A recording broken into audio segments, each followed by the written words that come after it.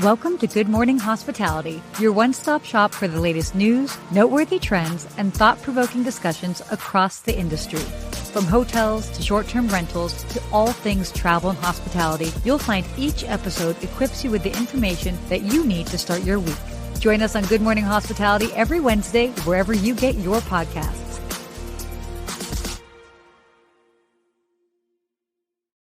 Good morning. Good morning, Sarah.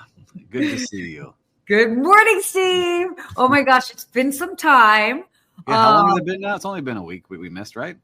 Yeah, it's a week, but it was a very important week. It was a very, very important week. A lot going on. Two reasons for this important week. One, last week would have been smack dab in the middle of our joint birthdays. Yeah. Look at us aging together, one week at a time.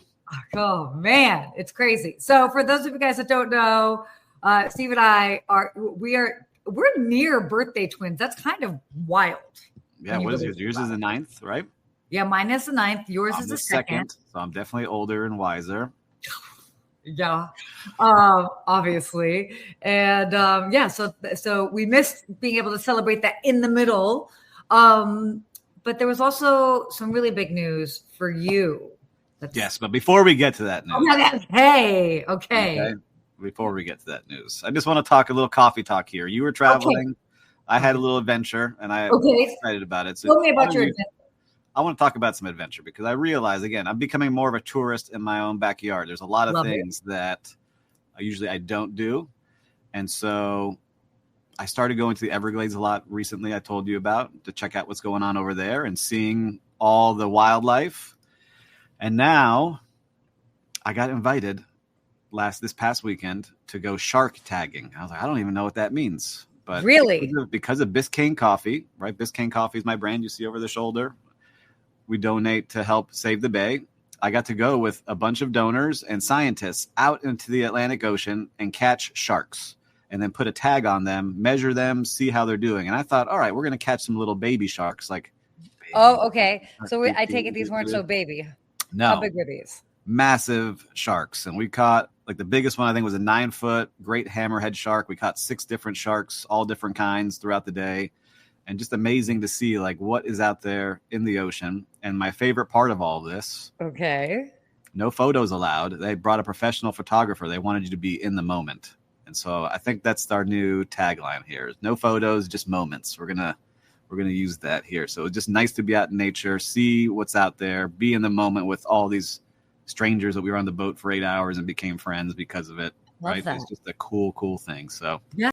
If any of you out there are going on adventures, let me know. I'm looking for some more adventure stuff like that out in nature. I'm excited to do it. So scuba is next. Now that I saw what's under there and I couldn't see, I want to go scuba dive and see what else is out there.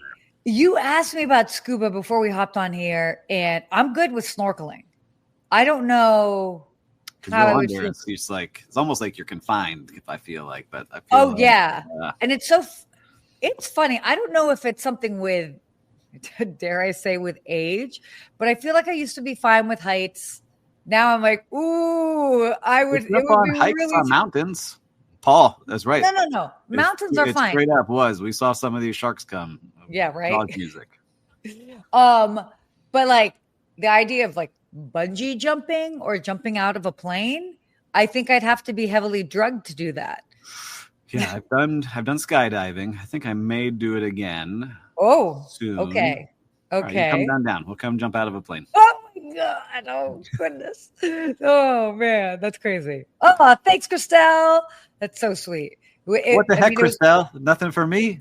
Yeah, it was Steve's birthday 7 days before me. Sarah's a special one. No. Definitely not. Anyway, that was my adventure this weekend. So I like that.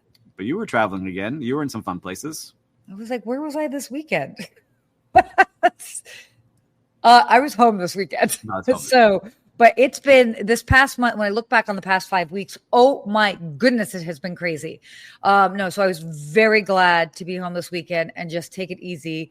I've got a couple more trips happening in the next 2 weeks, and then I'm going to be home for a while, which I cannot wait for. So, it was like the last week was, I think the I don't know if I'd say the icing on the cake or the straw that broke the camel's back as far as the straw that broke the camel's back. I think that's you get some fun trips coming up. Like I have to go. I'm going to High Tech. So if anyone's going to be at High Tech, let me know. I'll be there. A lot of people are going to be at High Tech. Thank you, Christelle. Now we're friends. Now we. Yeah, obviously. Yeah. You guys enjoy Indianapolis. I'll be in Croatia. Yeah. It's a little different. A little different. I've never been, so maybe there's something cool there. We'll find out. I thought you were saying maybe there's something cool in Croatia. I was like, Indianapolis. Yeah, you're gonna have a lot of fun. High Tech will be great. I know you were with Will, our producer, who's backstage in New York City, so it's always good to see. There they are. That photo. Oh my gosh. Looking healthy and happy, both of you. Concierge after hours. There we go. Christelle, we're not making you feel bad. It's all good. No. Oh, good old Steven Sinclair. All right, High Tech. Have you guys met before? We've talked on the phone a bunch, but okay. Well, you guys definitely need to make a point to meet in person. I'll be there with my clients, real-time reservation. So I'll be over there with them, booth 1021, and I'll be floating around. So come on and say hello. I think I'm bringing some podcast gear, so we can talk offline. Maybe I'll do. Oh my gosh! Who knows? We'll see what happens. Yeah. Good times. Anyhow, good. All right. But wait. We do have to talk about this. This is huge news, and it has to do with you. Yeah, so I'm very excited. We were going to announce this last week, but we saved it for this week for all of you here watching live. I've been working for 2 years on a very special project. And if you've been following along on my socials, I've been talking about the journey, but finally I can announce it now. I am building a landscape tropical resort here in Miami, and it's called Bahia. Bahia is going to be 20 units. You see the units here on screen. Very beautiful. You're going to be in a tropical wonderland with wellness, and we're focusing on agrotourism. It is an active farm right now. We just signed a 25-acre property. It's an active farm. It has lychees and mangoes and papayas and bananas and all these things already growing there. Now we're just going to make it even better and bring this whole unique experience to South Florida. We're the first ones to do it. We have our zoning approval. Now we're starting to get everything else lined up, but we have fantastic partners that I want to mention. So, originally it was going to be on my own. Now we've got a great team. Some of you may know him. I call him the poster boy of this kind of development. His name is Ben Wolf. And Ben Wolf is the founder of Onera and Owasi. And Onera is in Texas, where he's built these kind of resorts already. His unique stays, tree houses, all different kind of things. We've got Banks Chisholm, who built those places for Ben as a partner. I've got my partner, Victor Feria, who runs our hospitality management company, Tangy. And then we've got Ed Haynes, who builds these beautiful custom units. All of us are on the same team as part owners of this project. So it's going to be fantastic. We start building in November is the timeline. So as of right now, November, and we are looking for probably one or two more investors. We already got the majority of the money raised, but if you want to be a part of this and say you're a hotel owner, you can invest now. Let us know if you're interested. Contact me. So that is the big news. We'll put that on screen one more time. Show the beautiful Bahia project to everybody. Wait. Yes. Appreciate it. And then Christelle had a question. Will it be, will children and families be welcome? Absolutely. I have children. And so part of it will be 1-bedroom units that you see here. And then we also have 2-bedroom units in the same style. And there'll be kid activities. So they'll get to learn about farming. They'll get to plant some seeds in a mason jar and take it home with them. We have a cafe with a beautiful menu that we've already created with the help of my great chef friends at these luxury hotels I've worked with. We are working on also for kids like this outdoor jungle gym kind of place that meets. It doesn't look like something from a school. Like it actually looks like something cool that would be outdoors. That's awesome. But then we'll have a different area just for couples that they can focus on their wellness and meditation and yoga and cold plunges and all this other cool stuff. So it's coming. It's so exciting. By the way, making waves, because when I was at NYU and the day that you announced it, I had several people come up to me and they're like, Steve's news is really cool. And I was like, wait, because I hadn't been online yet. And of course I knew about your project, but I just hadn't been online. So I was like, wait, what news? What news? Yeah, we announced it. That was the other thing. We talked backstage on something else on my birthday, but we announced that on my birthday. So that was a good thing exactly. to I'm like, huh? Yeah. What? So it came out really well. We got a lot of great people interested. Like I've had. My mom is interested, by the way. Oh, your my mom mother. I'm going to need both of you some of your advice. So you've been at some of these cool places. My mother was like, wow, what Steve is doing is really cool. So you guys are invited for sure. And so the other exciting part is that, look, sometimes you don't think that things are going to happen. And so this is my little motivational clip, is to stick with it. Keep, one step after the other, keep working on something. You're going to get hit with roadblock after roadblock, but just keep pushing through. And I'm just excited that we got to this point. Now we're going to have a bunch of other things we got to get through, but this was hard enough to get to here. And now we continue moving on. So keep chasing those dreams, everybody. Woohoo! Wow. Thank you for coming to Steve's TED Talk. I'm ready. Let's go. Yes. All right. Well, we've got a lot of topics to dive into. Let's go ahead and talk about what else is going on in the world of hotels and travel. Because we had so much news. We had a lot to catch up on. Okay. So first of all, luxury hotels are going small. The rise of shoebox suites. So this is interesting. Luxury hotels are increasingly offering smaller, efficiently designed rooms that emphasize this sort of high-end experiences over square footage. I think it makes sense because it kind of reflects the shift towards smart luxury, which I'm a fan of that phrase, balancing style, convenience, affordability. Operators are kind of thinking that it's going to maybe boost occupancy, at least, and like revenue per square foot. So especially in urban markets. But what are you thinking with this? Well, I see, look, when I hear this, what comes to my mind right away, we've talked about them as Citizen M hotels, right? Oh, yeah. They're very small, like shoebox sized rooms, and then their amenities are great. But I go back to my days at the Delano, the first true boutique hotel. And they got a historic building, and they knew the rooms were tiny, and they made the rooms as cool as possible, but they made the amenities, what was it about? So when we went through orientation, they're like, all right, if guests ask why the rooms are so small, it's because they're meant to be out where all the amenities are and mingling with each other and making memories and making connections. That's good. And so that's the hook. The other way is true business, right? Shrink as many rooms as you can into this place, fill it up, and then you're going to make more money because you have more people in these units that are more affordable, but you're going to make the money also, out in the amenity and common areas. So it makes sense for a lot of different people that are building. And you see it also with rental, like apartments, right? Like you start seeing it here in Miami, all of a sudden it's micro units that are being for rent because all the communal areas are. Not a fan of that. Not a fan. But that's what they're doing. So like you see this brand new building. It was just curious that one of my friends works there, teeny tiny apartments, like hotel room size. Yeah. But then all the amenities are like you're at the best resort. You're at a hotel. So I don't know. We'll see where this continues to go. I have such mixed feelings about that, mainly because I have a lot of shoes. Yeah, well, you can have your a wall. You make it like art, right? Right. Perfect. No, but I have seen that. I've seen that. I mean, and obviously like in New York and even in Los Angeles as well. So, but there is something to be said for having some awesome amenities. So that definitely plays a big factor. Very true. So let's see here. Let's go to our next one. Yes. Hyatt has launched a new upscale collection brand, which is called Unscripted by Hyatt. Kind of neat. Yeah, right. Kind of like with this, they're kind of hoping to like sort of target that upper middle class, upper upscale market.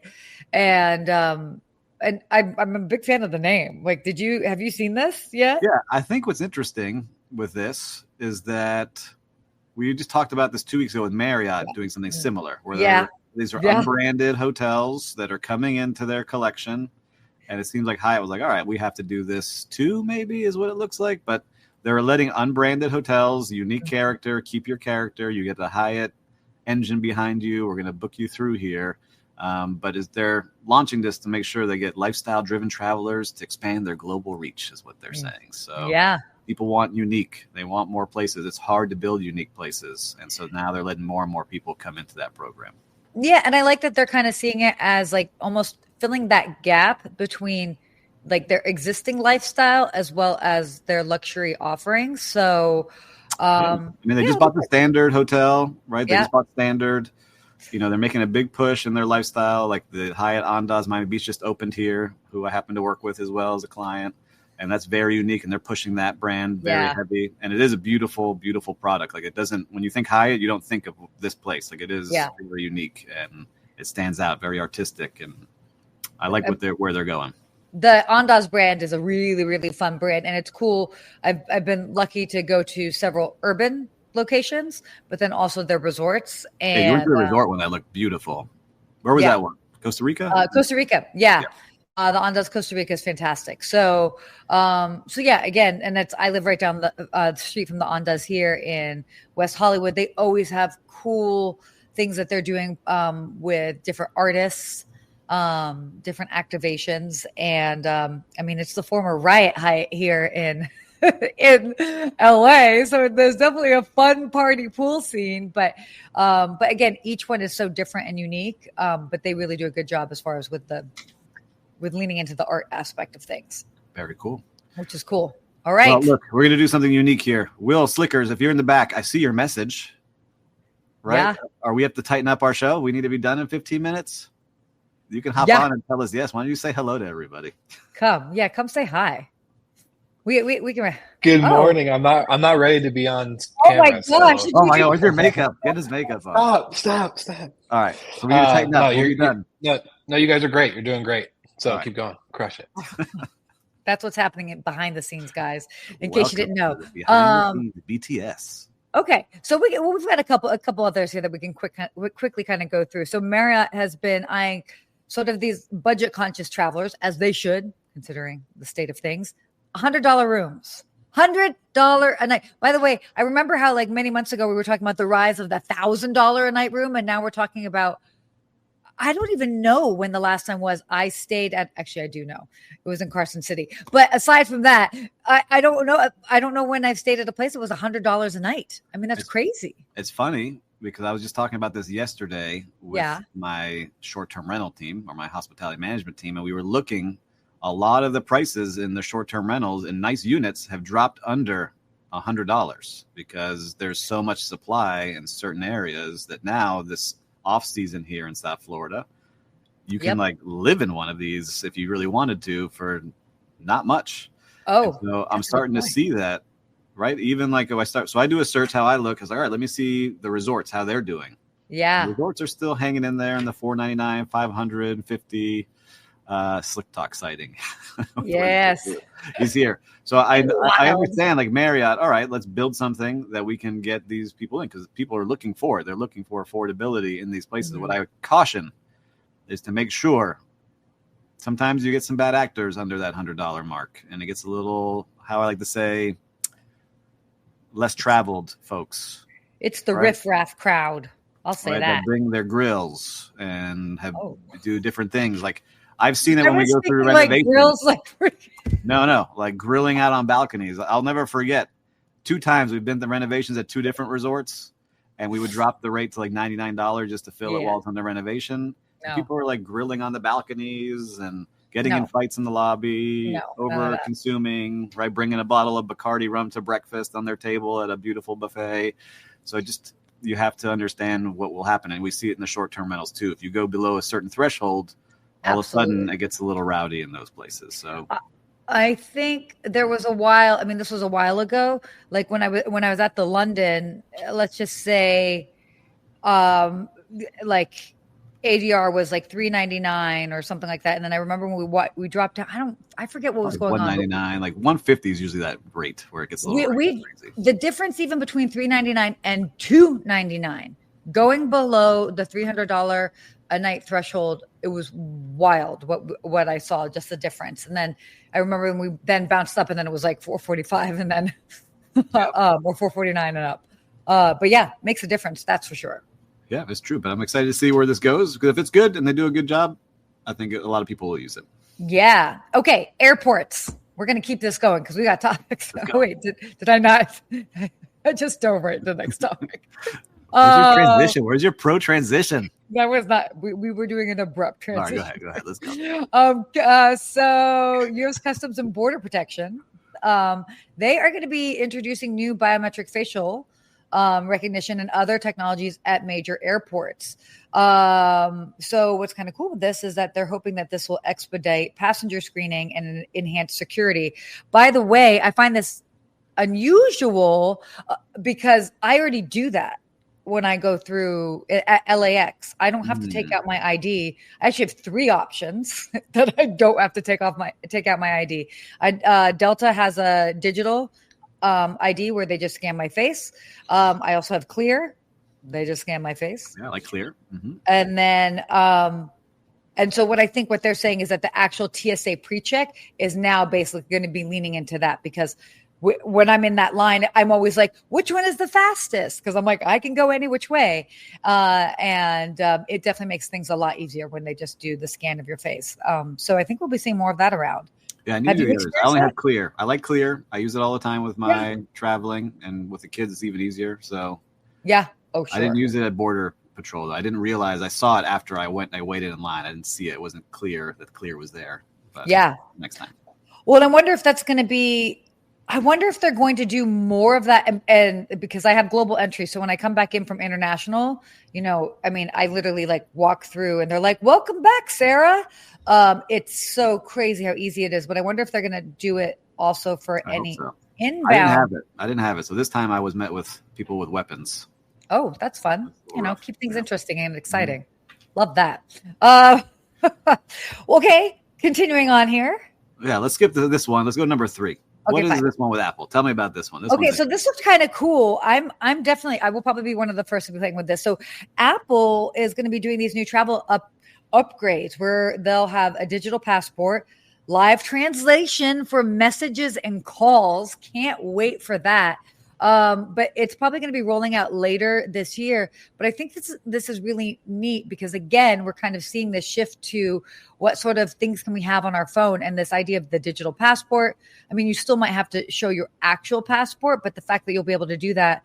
I have a digital driver's license on my phone. Oh, you do? I do because they were rolling out it was a new program in California that they were testing it out. And so I was part of the group. Of course, I was part of the group to test that out. So it's interesting that they're leaning into this and then to see who is going to accept it. But I really kind of like that. We're going to have everything on our phone. Everything's on the phone. It's amazing. I always look at like the grandparent level. So as the grandparents are able, like I watch them in the airports, like they're using their phone to put their, tickets and pay for stuff and do things. Like now everything's attached to that phone. It's amazing. Totally. How much we have it on there. And we see it directed by David. Good morning. What was he saying? So someone who's adopting AI, is AI being used in the hospitality industry yet? Very big question here. I mean, I use it all the time and hotels use it. I've been talking to more and more people. Like 2 years ago, not many, more and more now. As somebody that goes to all these conferences, that's the only thing that people talk about. And here's the thing. We've been using elements of it for quite some time. Now it's just become more mainstream, and then you've got it's more visibly integrated. How about that? I think that's a good way of putting it. I still love it for all the back of house stuff, right? That's what I tell people. Like, if I don't have to make a schedule and take hours to do payroll and to go through all my reports to see what's selling and what I need to order and what my par levels are on the bar. Like, you can take care of all that so I can focus on Sarah and her mom when they come to Baya. That's what I want to make sure I'm doing versus being at my desk working on all these reports that, everybody needs. So that's where I love seeing that. Very high maintenance travelers. So I know. We need to make sure they have everything they need when they arrive. But good question, David. It's coming. It's just not. Hospitality is usually slowest to adopt things, and they're very cautious. But I think it's starting to ramp up a little bit. But and I feel like, they're ripe and first of all, I feel like we won't be as slow to adopt, mainly because we have to be more efficient, just with staffing shortages and all of the different challenges that are happening around the country. I mean, even in Los Angeles, they just passed to increase minimum wage to $30 an hour. That's going to be challenging. And so these businesses are going to be more aggressively adopting AI into all of their different operations. I think they have to. Like OpenAI just dropped a new operator today, so I got to see what that's doing. You know, like there's so many new things coming all the time. In the background, it's like how many new things are coming. It's just amazing. Like, yeah. You know, but I think there's something also. I'm gonna like this because David triggered an idea. I've been watching on TikTok. There's like now full channels of like a Yeti and a Bigfoot and like all these characters that are being made on Google's new VO3. Okay. And they have like all this backstory. I'm fully invested in what those characters are up to in their daily vlog. Yeah, I'm gonna send it to you. Like I'm like, what's this guy gonna be up to today? And it's not even a real thing or a real person, but it's like a mascot. And so I would like to see more of those happening. I'm working on having a mascot for my business, like how that person will talk and what they will do. So I think there's something there for people to use more and more. Or when you're in the elevator, you can have somebody personalize things to you instead of just having ads flash. I have not seen this. And Will was commenting in the background. He's seen it. He finds it. I'm going to send it to you. You would like it. I think you would find it somewhat funny. I hope so. I hope so. Corny or like funny? We'll see. I don't know. Anyhow, good question, David. Triggering some ideas here. All right. Should we do a quick hospitality quote? Let's do it. Or we got to recap, right? Don't we? Or we can do the recap. We'll recap. Why don't we recap it up here? Why don't you go? Where was I? Where have I been? Yeah, I feel like you've done a little bit more than. I have got a lot of things going on in the world. YouTube Shorts. I don't know if we can pull up that, but I guess someone's got it going. All right. Thank you, Harry. I'm going to go with I went out on that boat with the sharks. And again, I just think the coolest thing out there. Yeah. Being in the moment. I find, I'm bad at this now, right? We're in line. We're looking at our phone. We're waiting for an elevator. You pull out your phone. You're at a stoplight. You're looking at it. All the time. We just talked about how many things are connected to the phone. Yeah. When you're forced not to be on it. At first, it felt weird the first hour. And then you're like, I feel like I'm just out in nature with the sun and the water and these cool people. I want to figure out how to do more of that. And I think I'm going to work on that. Maybe it's dinners. Like someone mentioned having like these Jeffersonian dinners where Thomas Jefferson used to bring in interesting people and you had to talk about interesting things that's not about work or solving a problem together. So maybe I do something like that without phones. I'm going to work on that. If you want to come to one of those, people, you let me know. Maybe it's 10 people at a nice place down here in Miami Beach. I'll come. I'll be there. I'll definitely be there. My real-time recap. What will I quickly say? Last week I ended up staying at a hotel that was my second time staying there in New York City, not a fancy hotel. And they remembered me. I actually got there at 2 a.m. Wow. Now you understand why I was like straw that broke the camel's back. But they were so cute and I reached out, I was like, please don't give away my room. I can't deal with this today. And they were like, no, we're expecting you. And they couldn't have been sweeter. And that's simple. That's basic. That's how it should be. But it was like so appreciated just because of the late hour and the crazy day I had just to get there. I'd been at the airport twice that day. So shout out. That was the Spring Hill Suites in Times Square. You like that? Yeah, they're great. So I'm a big fan of them. They get the job done. So did you stay there in Vegas or something one time? You stayed another. I did. I stayed. Okay. So I stayed at the one in Vegas and that's like a new build. I absolutely will go back there for sure. Staying off the strip, 100%. So I tried different places and I was like, whatever. Suites, you got a new influencer. Let's go. I know, right? This girl with her luxury background loves her Spring Hill Suites, but sometimes it gets the job done. You know what I mean? It just depends. Yeah, really nice. You know what? Actually, a quick thing, and then I know that we will wrap up. At NYU, we were talking about this as far as the different trends and the big brands. I was at the CEO panel, and they were talking about, especially leaning into all of these different types of hotel chains, is that there's no one type of traveler all the time. Like sometimes you're going to need that like minimal option to stay at, like a Spring Hill Suite. Sometimes you're going to need something that's going to be more luxury. You're traveling for business. You're traveling with your family. And so it was cool to hear them talk about that. It's like their goal with their portfolios is that they've got something for all the different ways that you travel. Which was just nice to hear. I mean, it makes sense, but it was nice to hear them put that out there. And I see it all the time with myself that I'm like, hey, for this type of trip, it's perfect. We just saw it, $100 a night, Marriott, up to their thousands and thousands at St. Regis, right? So totally. I mean, I would try one depending on the market. Indianapolis. Here we go. Okay. Why don't we do our quick hospitality quote? Because we got to go. We got Will in the back who's got to pop off. Excellence is not a skill. It's an attitude. Yeah. That's what we were just talking about at the beginning, top of the show. That's what it is. You can choose that mentality. It really is. How are you going to bring that attitude today? Are you going to have a down attitude with what's going on in life? Or are you going to look for the positives? So yeah, it's hard to do every day. Like I woke up a little cranky, but it's all right. We're going to shake this off and we're going to find the positives and go. It must be a Gemini thing. I woke up kind of cranky too. Maybe I'm a little behind on work and I'm annoyed, but it's all right. Me too. Shake off the crankiness. We get the work, right? We have that work. We are allowed to. We have that business coming in, or you and I would be both back at a hotel. Yeah, this is nothing true. wrong with that, but we would not be able to do this podcast for you and do all the fun things that we get to do. This is very true. Very true. Grateful for the work. Exactly. So, I feel like we're here. We're at a wrap of our show for today. 30 minutes and 45 seconds right there. Well, everybody, great show. Go check out Baya on our profile here. Thank you for checking out our new resort, and we're excited to have you there once we open. Exactly. And if you're at High Tech, go find Steve. And yeah, I won't see you there. And if you're in Croatia, go find Sarah. If you're in Croatia, reach out to me. All right.